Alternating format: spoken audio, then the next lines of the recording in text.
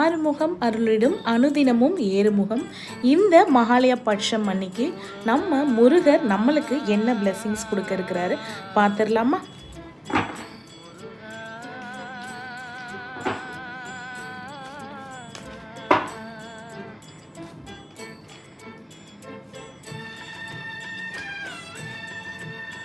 So உங்களுக்கு வந்திருக்க cards வந்து பார்த்திங்கன்னா, ஆஸ்க் ஹெல்ப் ஃப்ரம் அதர்ஸ்.